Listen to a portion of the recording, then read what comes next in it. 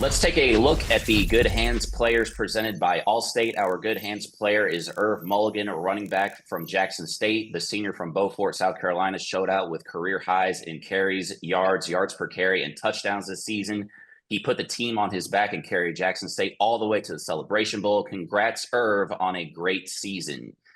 We now welcome in ESPN draft and college football analyst and NCCU alum Jordan Reid to the show. We got two quarterbacks on the show now. Jordan, how's it going? No, it's only one quarterback. Only one quarterback. Here we go. Jay already starting. I ain't even been on here 5 seconds. I think he's still mad at that helmet that's over my shoulder, that NCCU helmet. That's all.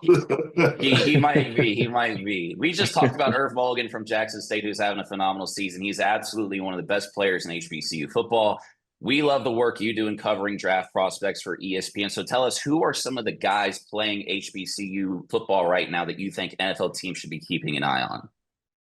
Well, I will say this. I think this is one of the more talented HBCU classes that we have seen in quite some time. And just starting at the top with Carson Vincent, the offensive tackle out of Alabama A&M, who I think was the best offensive lineman in all of HBCU college football, black college football this season. 6'6", 290 pounds. He already has an invitation to the Senior Bowl, so he's going to be able to showcase his talent against other FBS schools. So I'm expecting him to go out and have a really great performance. Second is Aaron Smith, the linebacker out of South Carolina State, who is an active and instinctive second-level defender. And we know with South Carolina State, they have been a pipeline of FCS talent to the NFL, whether it's Javon Hargrave, Shaquille Leonard, Jacoby Durant over the past 10 years. And even back during their glory days, back in their heydays, they had a lot of talent going into the NFL as well. And that is expected to continue with Aaron Smith.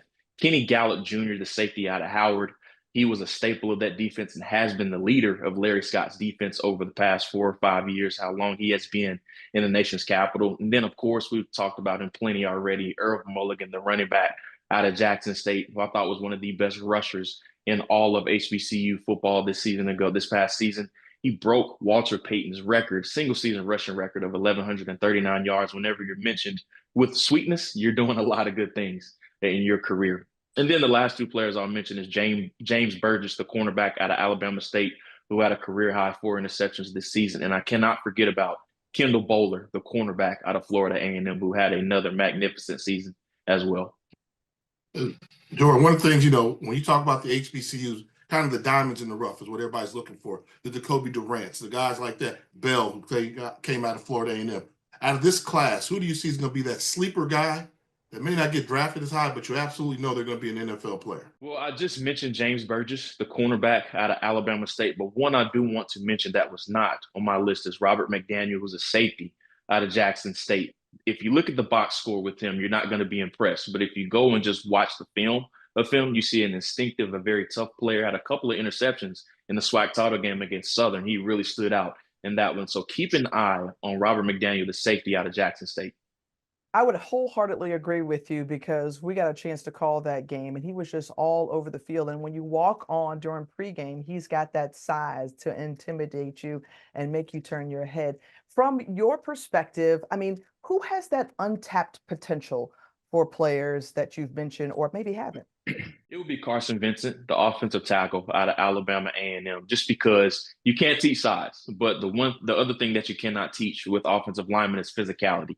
Either you have it or you don't. It's kind of like accuracy with a quarterback. It's just some of those things that you cannot teach. And Carson Vincent has that physicality that you love. I'm still trying to figure out how he got out of the state of North Carolina. He passed so many HBCUs. Alabama A&M was able to steal him out of North Carolina. He's proven his worth down there for Carnell Maynor and also Dwayne Taylor's offense. And Jordan, you mentioned something that I think probably sticks out to a lot of people, Irv Mulligan breaking Walter Payton's record. Anytime you do that, obviously you've done something pretty dang good. Who does he compare to in the NFL right now in your eyes? The name that I kept coming back to with him was Aaron Jones of the Minnesota Vikings. He reminds me a lot of Aaron Jones. And if you remember, he was a 5th-round pick out of UTSA, a player that has gone on to experience a lot of success, not only with the Minnesota Vikings this year, but when he was drafted by the Green Bay Packers. You can use him in the passing game. Of course, you can use him in the run game, but he runs hard. That's something that really stands out about Mulligan. And he's a player that I'm really excited to see against this tough South Carolina State defense led by Aaron Smith. And I was going to say, let me follow up on Aaron Smith.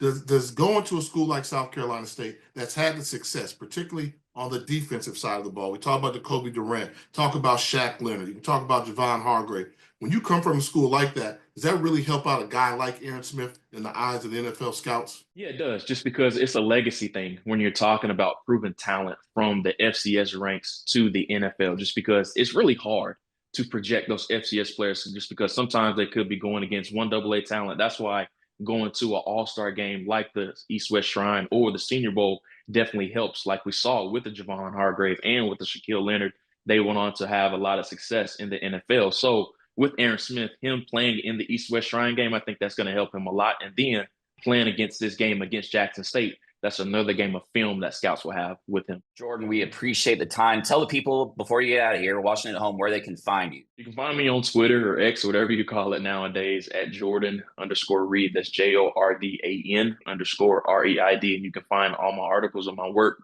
on ESPN.com and ESPN Plus as well.